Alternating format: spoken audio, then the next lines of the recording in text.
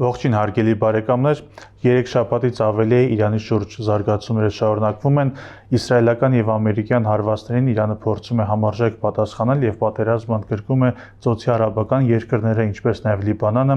եւ պատերազմի ներկայիս ընթացքի կողմերի նպատակների մասին այսօր կզրուցեմ տարածաշրջանային հարցերի փորձագետ Արմեն Պետրոսյանի հետ։ Ողջունում եմ ձեզ Արմեն, շնորհակալություն մեր հրավերը ընդունելու համար։ Ես շնորհակալ հրավերի համար։ Արմեն, հետևելով պատերազմի ընթացքին, ըստ ձեզ որտեղ է ներկայում հակամարտող կողմերը գտնվում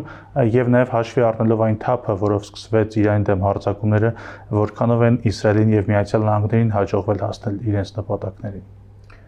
Շնորհակալ եմ։ Իմ գնահատմամբ այս պահին պատերազմի ընթացքին համարժեք դիրքավորվելու փուլում է թե հարձակվող կողմը, այսինքն Միացյալ Նահանգները եւ թե Իսրայելը եւ մյուս կողմից նաեւ Իրանը։ Այսինքն մեծ հաշվով պատերազմը եւ դրա ընթացքն է թելադրում կողմերի դիրքորոշումները, դիրքավորումները եւ գործողությունների տարբեր սցենարներ։ Այսպես եթե միանշանակ գնահատենք, չենք կարող ասել թե այս պահին օրինակ հարձակվող կողմը իր նպատակների իրականացման որ փուլում է ընթանում եւ նույնն էլ պաշտպանվող կողմի մասով չենք կարողանա ասել։ Որտեղ այնուամենայնիվ պետք է հստակ հասկանալ, որ այո կար եւ շարունակում է մնալ հարձակվող կողմի համար վերջնանպատակ դա Իրանում վարչակարգի փոփոխությունն է։ Դա մնում է օրակարգում։ Դա մնում է օրակարգում, բայց որևէ մեկը իրականում չերել կարող օրինակ հստակ նաեւ չափել թե այդ խնդիրը ինչ ժամանակային սահմաններ կարող է, այո։ Մնացածը քարոզչական դաշտում է, այսինքն նույն իրանական կողմը, իրանական կամ հարձակվող կողմին հակառակորդ այլ դերակատարներ, իրենք օգտագործում են այս խնդիրը քարոզչական նպատակով ցույց տալու, որ հարձակվող կողմի պլանները ցախողվեցին։ Չկարողացան հասնել կար ժամանակ, բայց տրամաբանական որ պատերազմը երկարաժամկետ չէր լինելու, տրամաբանական որ կարող էր նաև բլիցկրիգով չավարտել եւ սա շատ նորմալ է։ Ընդ որում ասեմ, որ սա շատ ավելի ընդունելի սցենար է հարձակվող կողմի համար, քան բլիցկրիգի տարբերակը։ Ինչու՞։ Որովհետեւ բլիցկրիգի դեպքում մեծ հաշվով երկրում կարող էր անիշխանություն տեղի ունենալ։ Քաոսն է։ Իսկ ներկայում պատերազմի ընթացքում տեղի ունեն տարբեր process-ներ, ինչպես համակարգի ներսում են քաղաքական գործընթացներ, ազդեցության մրցակցության գործընթացներ տեղի ունենում, այնպես էլ նաև Իրանում կամ Իրանում ազդեցություն ունեցող այլ շրջանակների միջև են ընթանում բանակցություններ։ Այսինքն այս նման իրավիճակում, պատերազմի իրավիճակում հետ պատերազմյան կամ հետ ուրեմն կրոնական վարչակարգի ճակատագիրը, այսինքն process-ները կառավարելը շատ ավելի դյուրին կլներ, քան եթե բլիցկրիգով արդյունք արձանագրվի։ Այսպես որ այս բանը շատ դժվար է հաշվարկել, թե որքանով է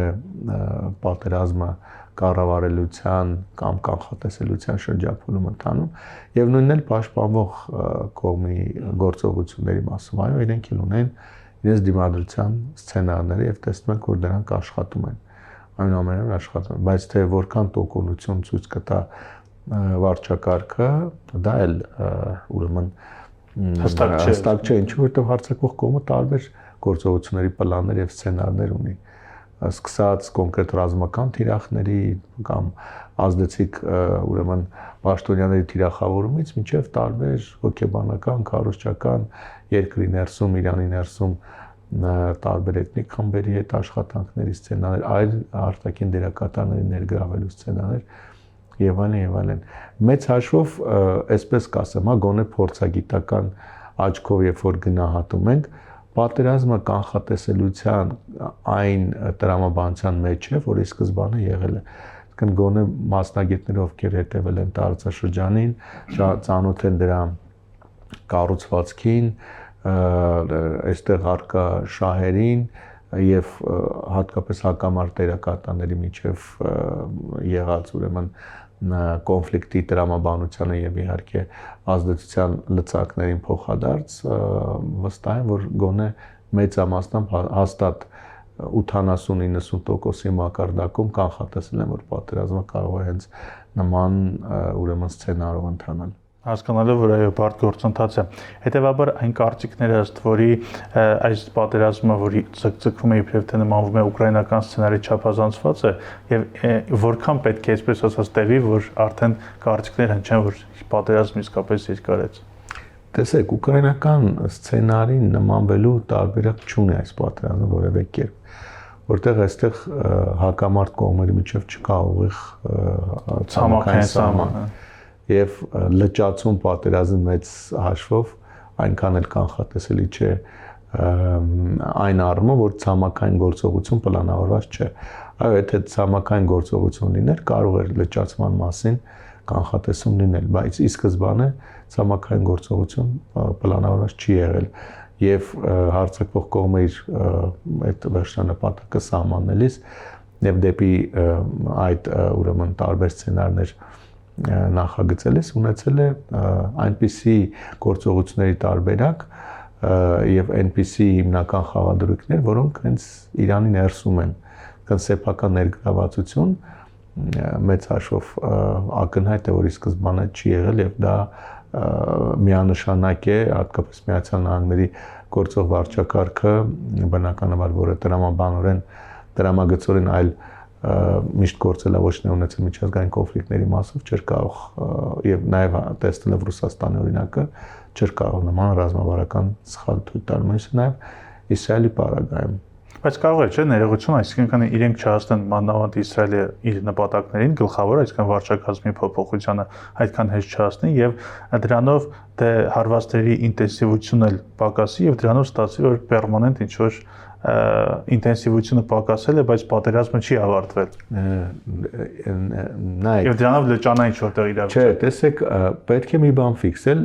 նախ այս պատերազմը չի հայտարարվել ի սկզբանե,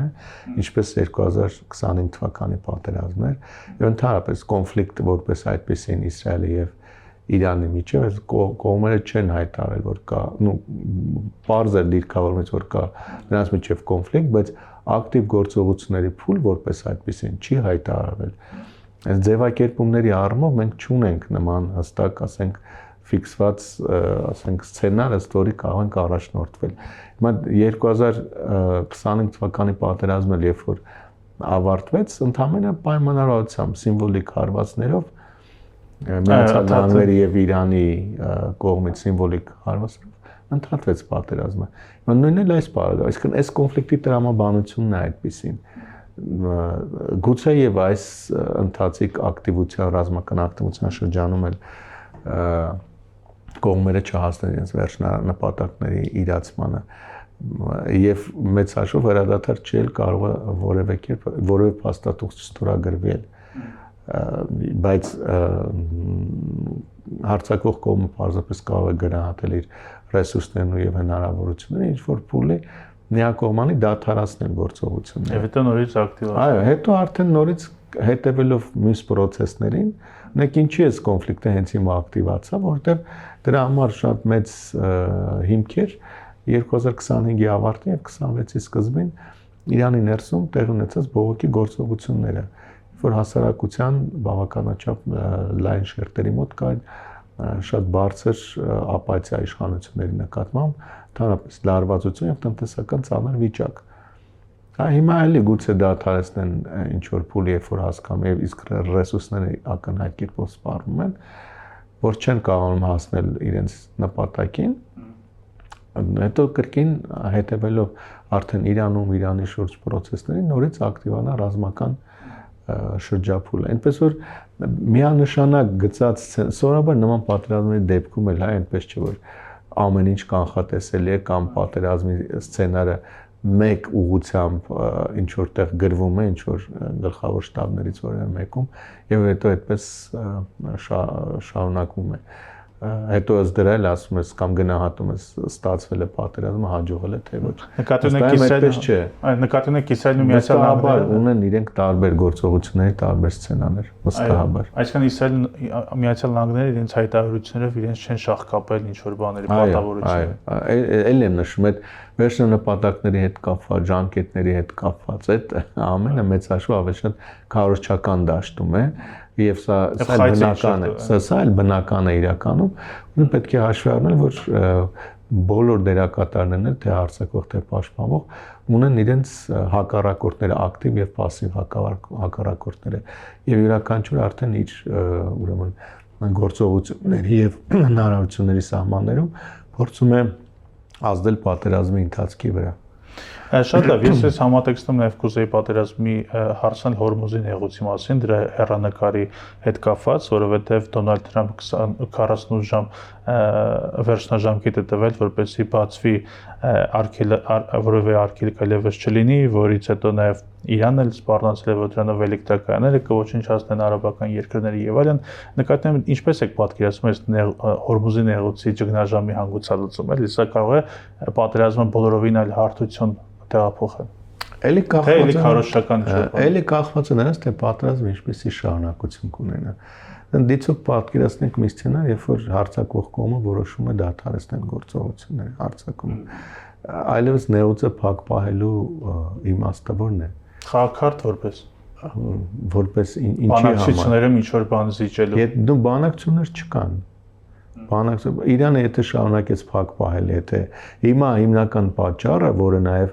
մարսվում է Իրանի կողմից, այն է, որ կան ռազմական գործողություններ եւ եթե չեմ սխալվում, առողջներ այդ մասին նշել եւ շատ տրամաբանական է։ Կա պատերազմական գործողություններ, ոչ թե Իրանն է փակ պահում Հորմուզի նեղուցը, սա քարոզչություն է ավելի շատ հասկանում եք։ Նույն Իրանի շահերն առաջ մղող տարբեր քարոզչական շրջանակներ, իրանական կողմը հենց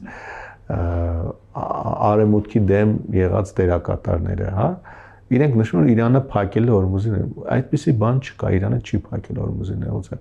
Պարզապես պատերազմական գործողությունների հետևանքով տնտեսական եւ ուրեմն այսպես լոգիստիկ շարժերը այդ տարածքով սահմանափակվել են, որտեղ կա ակնհայտ անվտանգության խնդիր։ Վերցնենք կրկնում եմ, էլի հիպոթետիկ սցենար, հարձակվող կողմը դադարեցնում է պատերազմը, գործողությունները։ Իրանը չի կարողանա պարզապես փակ պահել, որտեղ դա ահռելի խնդիր է առաջացնելու առաջին հերթին Իրանի համար։ Իրանը չի կարող միայն իր ենթադրենք նավթը եւ գազը հանել վաճառել, իսկ մյուս արաբական երկրներն թույլ չտալ, այսինքն ստացվում է, որ Իրանը ինքն է արդեն կոնֆլիկտներ արելու եւ ընդ որում ոչ միայն ենթադրենք նույն տարածաշրջանի երկրների դեմ, այլև բազմաթիվ այլ երկրների դեմ, որոնք այս պահին գոնե չեզոքություն են պահում կամ գոնե ըմբռնում են Իրանի սահմանափակումը։ Իսկ ընդհանուր առմամբ կրկնում եմ, տեսեք, կա անվտանգության խնդիր, բեռնափոխադրումները չեն իրականացվում։ Ապահովագրություն չի աշխատում, այսինքն որ այստեղ ոչ միայն տեղափոխում ապահովող ընկերություններն են, հա, որ այդ process-ը բանն ապահովում են, նաև որպես այդ process-ը սահուն ընթանա, պետք է նաև բեռների ապահովագրություն։ Եվ քանի որ բեռների ապահովագրություն չկա, որևէ մեկը չի ուրեմն փորձում ռիսկի գնալ եւ այդ ոնց որ առևտուրը փորձել իրականացնել։ Բայց պատերազմի սկզբում լուրեր տարածվեցին, որ նաև որոշ նավեր նաև խոցվել են Իրանի կողմից։ Այսինքն ինքը իրականում սպառնում է, այո։ Դե հենց այդ եմ ասում, եթե կլինի պատերազմական իրավիճակի դադարեցում, իրանական կողմը էլի կա, նայեք, միակողմանի դադարի հիպոթետիկ սցենար են քննարկում։ Հարձակվող կողմը դադարեցնում է գործողությունները, բայց պատերազմը որպես այդպեսին ինքը դադարեցված չէ, որտեղ վերադադար չկա, փաստաթուղթ չկա ստորագրված։ Այդ դեպքում իրանական կողմը ինչ է անելու, փորձելու ենթադրենք ֆրանսիական, ասենք դրոշով նավի վրա հարձակում իրականացնել կամ ինդոնեզիական կամ չինական, իհարկե ոչ։ Ինքը կարող է թիրախավորել Իսրայելի Միացյալ Նահանգների հետ կապեր ունեցող, որտեղ իրենց միջև այո հակամարտությունը շարունակվում, բայց մյուս երկրների մասով չի կարող։ Արաբական երկրներին Այ արաբական երկրներն հենց այստեղ է մյուս կարևոր պատասխանը, շատ հաճախ հնչող հարցի, ինչի արաբական երկրները չեն մտնում պատերազմի։ Բազմաթիվ պատճառները, որոնցից մեկն էլ հենց դա է։ Որտեղ եթե մտան կոնֆլիկտի մեջ, իրենք էլ շատ լավ հասկանում են, այս պատերազմը երաշխավորված ավարտ չունի։ Պատերազմը կարող է դադարեցվի, իրենք մնան փաստացի ուրեմն պատերազմական հարաբերությունների մեջ եւ հետո Իրանը փորձի ամեն կերպ ուրեմն օգտագործել այս իրավիճակը իր շահերն առաջ մղելու համար։ Այսինքն հիմա այդ իրավիճակը չկա իրենց մեջ։ Հիմա որևէ արաբական երկիր դե յուրե պատերազմի մեջ եւ նաեւ դե ֆակտո պատերազմի մեջ չի մտել։ Այլ հարց է, որ նրանց տարածքները օգտագործվում են Միացյալ Նահանգների կողմից, բայց այդ տարածքները 11 շարունակ զբաղեցված են եղել Միացյալ Նահանգների ռազմաբազաներով։ Այսինքն երբ որ հիմա Իրանը հայտարարում է, որ փակ է Իսրայելի եւ ԱՄՆ-ի հետ փոխկապակցված նավերի համար, ստացվում է, որ տեսականորեն ինքը արաբական երկրներին նկատի չունի։ Ուղղակի ձեր ասած լիցենզիայի բանի հետևանքով։ Այո, իհարկե process-ը լիարժեք չի աշխատում։ Հիմա նույն բեռնափոխադրումները վերցնենք լավ, թողնենք ասենք Պարսից ծոցից դեպի Չինաստան կամ Հնդկաստան ուղղությունը տոնը կամ Եվրոպա, դիցուք Միացյալ Նահանգներից վերցնենք դեպի Եվրոպա բեռնափոխադրումներ։ Ցանկացած բեռնափոխադրում ինքը նույն տրամաբանություն ունի։ Կա բեռնափոխադրումն իրականացնող կոնկրետ ընկերություն, կա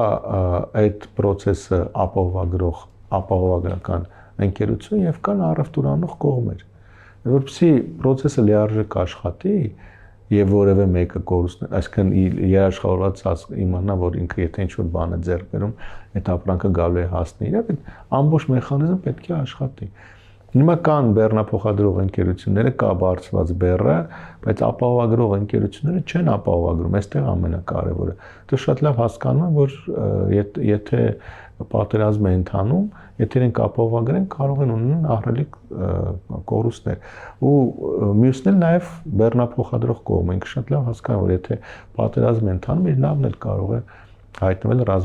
ռազմական գործողությունների թիրախումից։ Այստեղ ոչ միայն նյութական կորուստներ, այլև մարդկային ահռելի կորուստներ են եւ սա է պատճառը, որ պարզապես շարժը կանգնել է։ Ուղղակի ստացվում է, ոնց որ Իրանի բարեկամ պետությունների նավերը անցնում են, դիցկոնակ Հնդկաստանին կամ Թուրքիային, բայց արաբականները չեն անցնում։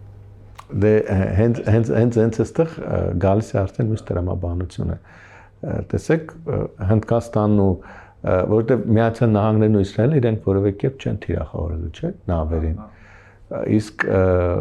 այս պարագայում բնականաբար Իրանը ոչ թե ինքը կարող է թիրախավորել որևէ նավ կամ ինչ որ գործողություն կարող է զոտ պլանավորել կամ ներկայացնել որպես հակառակորդի դեմ կամ այդ տարածաշրջանում եղած պատերազմական գործողությունների հետևանք։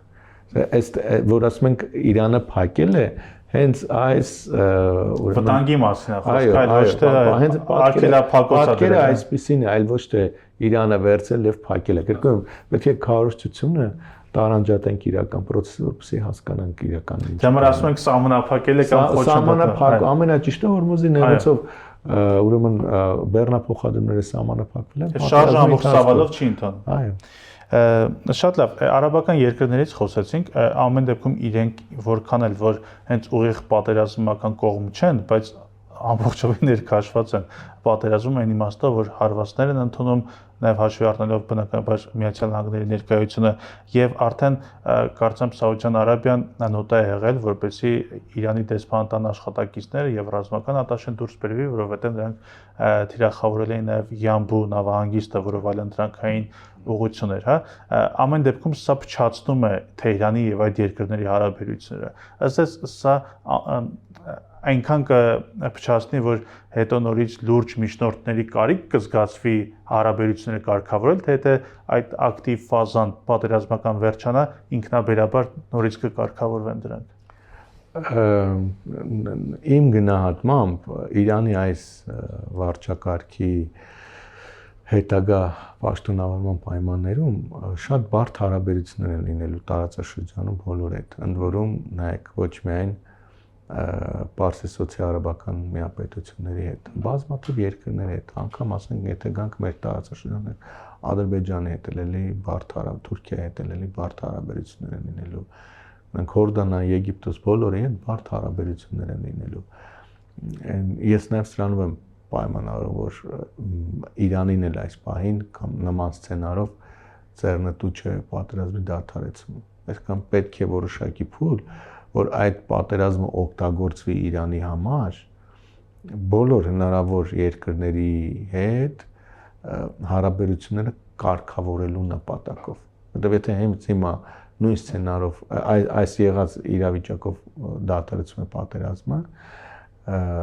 բնականաբար արաբական երկրների հետ, հատկապես Պարսիցի արաբական երկրների հետ, այլևս նախկին հարաբերությունները չեն լինելու։ Իներցիայով այո, որոշակի հարաբերություններ կարող են լինել, այնքանով որքանով պետք է այդ հարաբերությունները, որպեսզի գոնե առևտուր կամ տնտեսական քաղաքականություն կարողանան դերակատարները վարել։ Ընդ որում ոչ թե իրար հետ, այլ ուրեմն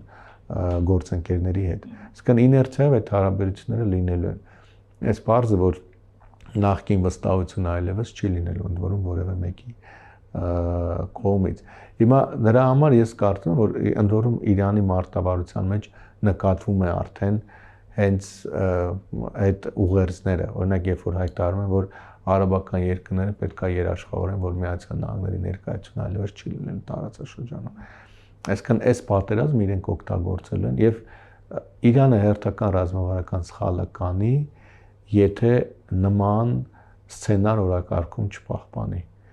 Եթե դադարեցնի պատերազմը առանց հետագայի երաշխիքների,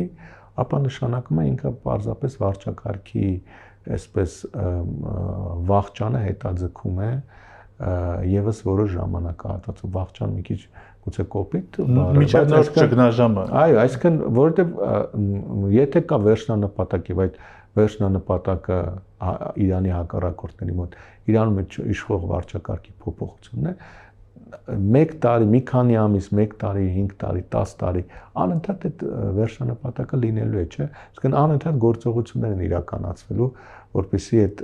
վերջնանպատակին հասնեն։ Իրանի գործը պետք է լինի ոչ թե իր տարածքում այդ գործողությունները ձախողել, այլ իր տարածքից դուրս այդ խնդիրները լուծելը։ Հետևաբար նա ինչ պետք է անի։ Նա պետք է պայման դնի արաբական երկրների շրջանում, որ նույն եթե ուզում եք տեսեք նույն այդ Հորմուզի նեղուցի հետ կապված հարցի հետ պայմանավորված կամ ասենք նույն այդ երկողմ այլ զգայուն հարցեր, ունեք արաբական միացյալ էմիրությունների հետ կղզիների հարց կա, մեծ թոմ փոքր թոմ ապումուսը, բոլոր այդ հարցերը պետք է բերի հիմիկվան օրակարգ եւ այնպես որ ասենք ներողություն այդ կուտակված էներգիան որպեսզի արաբները ուղեն դեպի Միացյալ Նահանգները որպեսզի բոլորին մտցնի հիմա ոնց է չէ ակամա բոլոր դերակատարներին մտցրել է խաղի մեջ Իրանը երբ որ թիրախավորում է արաբական երկրների տարածքները այդ նշանակում է կամա թե ակամա նրանց ներգրավել է արդեն խաղի մեջ որտեղ նրանք ունեն շատ լուրջ տնտեսական խնդիրներ, լոգիստիկ խնդիրներ ունեն, հումանիտար խնդիրներ ունեն, քաղաքական խնդիրներ ունեն, իրենք այս process-ի մեջ են։ Հիմա որպեսզի խնդիրը հանգուցալուծվի եւ Իրանը կարողանա երաշխավորել, որ հետագայում կոնֆլիկտը հեռանալու է իրենից, պետք է նման տրամաբանության։ Բայց անիրատեսական է կներեք ակնկալել այն իմաստով կամ դժվար է պատկերացնել, որ Իրանին կհաջողվի հասնել դրան դիցոք, որ ստիպի, որ արաբական երկրները հրաժարվեն Միացյալ Նահանգների անվտանգային հովանոցից կամ դուրս բերեն իրենց տարածքից ռազմաբազաները։ Վստահաբար համամիտ եմ ձեզ հետ անիրատեսական է, բայց միևնույն ժամանակ էլ, ինչպես տեսնում ենք, անիրատեսական է թվում այս սցենարով Իրանում վարչակարգի փոփոխությունը։ Իսկն վերջնանպատակների անիրատեսականություն կա երկու կողմերի մոտ։ Այո, հետևաբար սա ինչ է, սա դաշտ է ստեղծում բանակցությունների համար։ Կամ պետք է նստեն եւ փորձեն պայմանավորվել տարբեր հարցերի շուրջ, ընդ որում զգայուն հարցերի շուրջ եւ ստանալ երաշխիքներ։ Եթե ոչ, ուրեմն պետք է պատերազմական վիճակը գոնե, քանի որ այս պահին ուզենք թե չուզենք ակնհայտ ավելի շատ կորցնող կողմը բնականաբար Իրանն է, որտեղ իր տարածքում է պատերազմը ընթանում, որ երկիրը, որ այսպես անընդհատ մարտավարական զիջումներով գալիս հասնում է նրան, որ արդեն պատերազմը իր տարածքում է տեղ ունենում, այդ երկիրը ցանկացած պատերազմի ցանկացած անկախ ցանկացած ելքից ինքը պատրաստ է երկխոսություն։ Այո, ու նաև ինքը կորցնողն է, հետեւաբար ինքը ինչ պետք է անի, ինքը պետք է երաշխավորի ինքը իր համար, որ պատերազմը եթե դադարելու է, այլևս չվերսկսվի հենց իր պետության տարածքում։ Կրկնում եմ, այս սխալը իրանական կողմը 2025 թվականի հունիսին արդեն թույլ է տվել։ Եթե նորից կրկնելու այս սխալը, հաջորդի դեպքում շատ ավելի մեծ հաջորդ ակտիվ ռազմական գործողությունների դեպքում շատ ավելի մեծ կլինի արդեն հարձակվող կողմի համար եւ իրատեսական կլինի վերջնանպատակին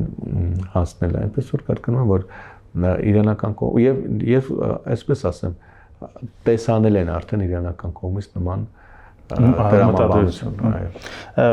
Հետարքի թեմա շոշափեցիք բանակցությունների մասին, ընդհանրապես կարծիք կա, որ այն լիդերները, որոնք որ փաստորեն սպանվել են նման պայմաններում, ում հետ բանակցել, կա արդյոք այդ մտավախությունը Իրանի հետ հարցում, որ դա նույնպես կարող է ճգնաժամ հարուցել բանակցային գործընթացին։ Իրանական կողմը շատ հետաքրքիր, էլի կրկնում եմ, ես մի բան եմ ուզում ֆիքսել, որ սա անկալել լինի, հա, մեզ դիտողների համար։ Տեսեք, այս պատերազմը անարդարացի պատերազմ է։ Այսինքն կողմերի հնարավորությունները իրենք անհամեմատելի են։ Հարձակվող կողմը միանշանակ իր հնարավորություններով, իր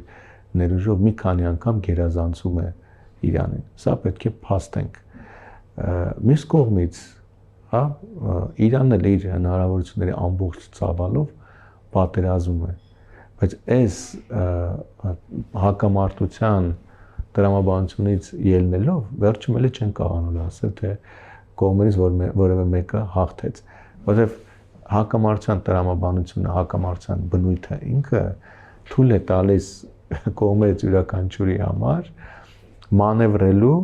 եւ իր արդյունքները ներկայացնելու որպես հաղթանակ։ Հիմա եթե գալիս ենք արդեն ձեր հարցին, նայեք, հիմնական գլխավոր բանակցողը մեծ հաշվով Արաքչին շարունակում է դերակատարել, Արաքչին ամենահեշտ խոցելի մարդն է։ Ամենահեշտ խոցելի մարդն է, որտեղ ինքը հրապարակային է, ինքը անընդհատ հարցազրույցներ է տալիս,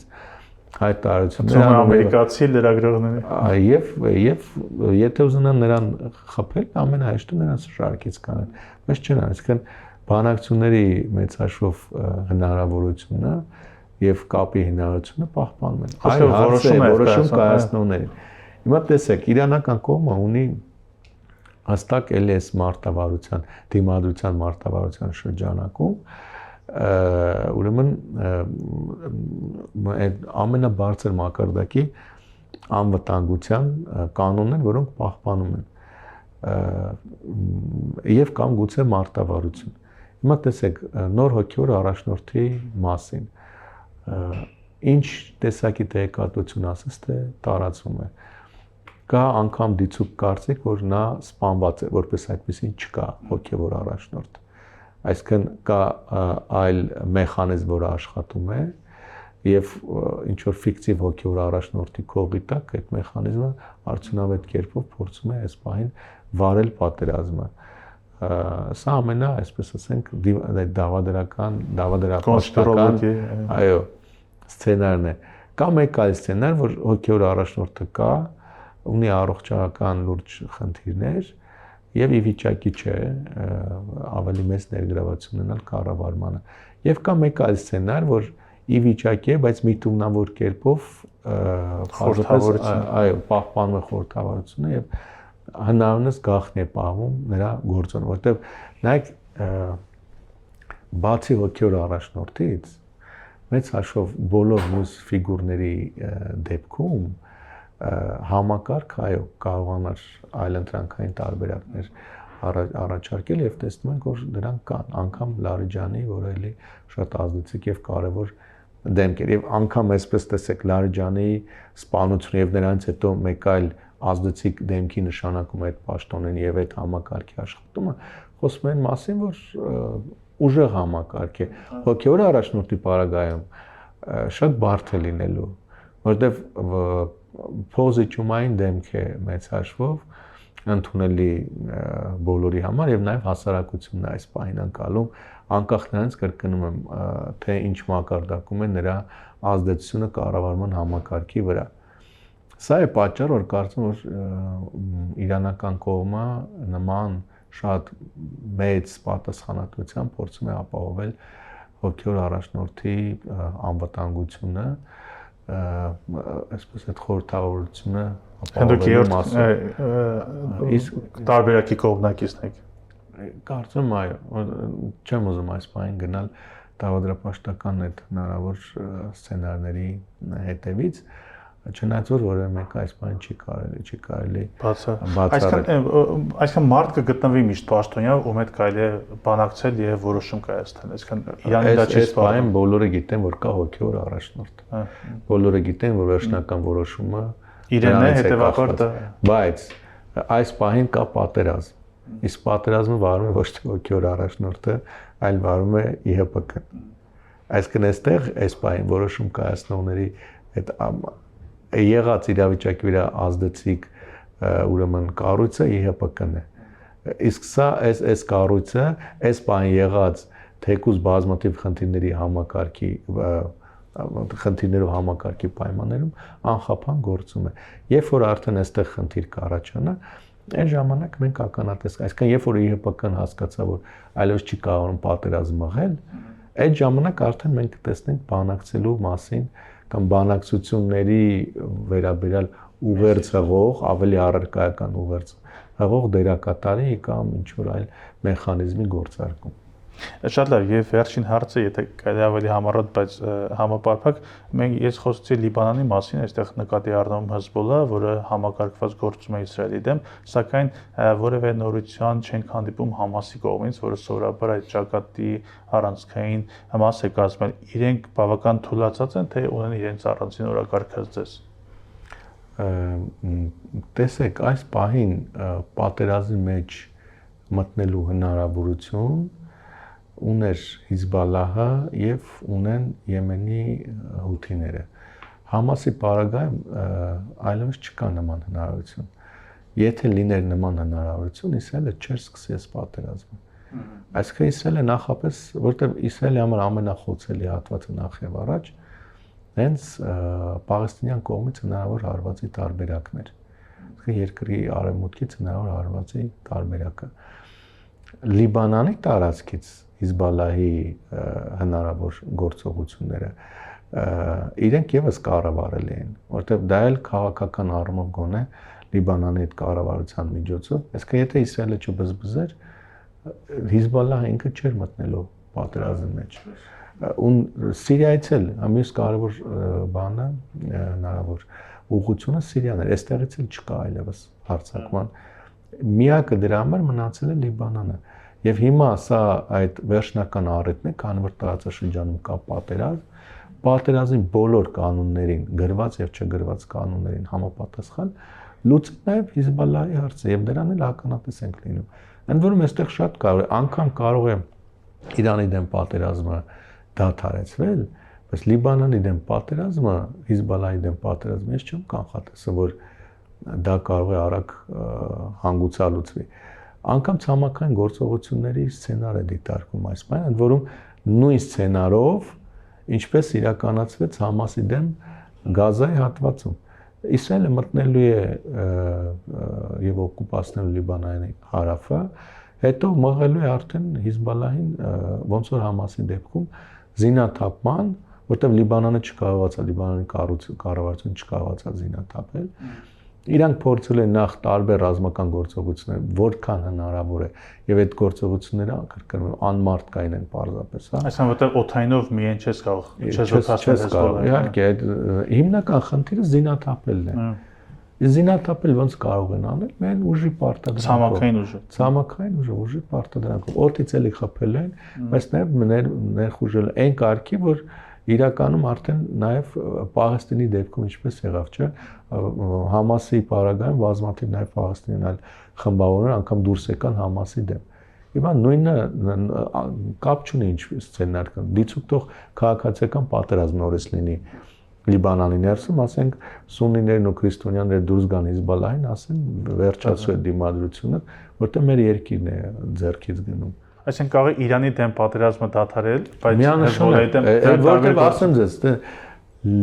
Լիբանանի դեմ կամ Հիզբալլահի խնդիրը այսօր Իրանից բացի, որտեղ Իրանի դեմ պատերազմը ոչ միայն Իսրայելին է, նաև Միացյալ Նահանգներն է։ Հիզբալլահի դեմ պատերազմը միայն Իսրայելին է։ Սա վերածվել է ներքաղաքական ամենակարևոր խնդրի։ Հիմա եթե ընդ որում այնտեղ Իսրայելում աշնան ընտրություններ են, եւ բոլոր ընդդիմադիր կուսակցությունները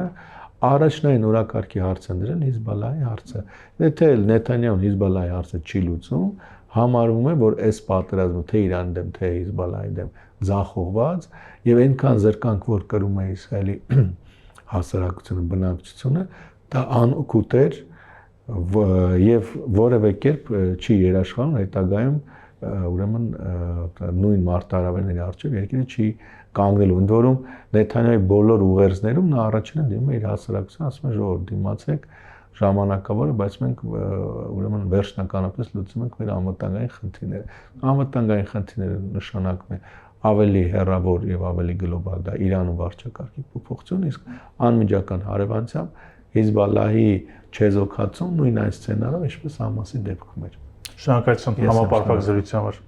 Հարգելի հետևորդներ, հիշեցնեմ, որ զրուցում էի տարածաշրջանային հարցերի փորձագետ Արմեն Պետրոսյանի հետ։ Շնորհակալություն, կհանդիպենք։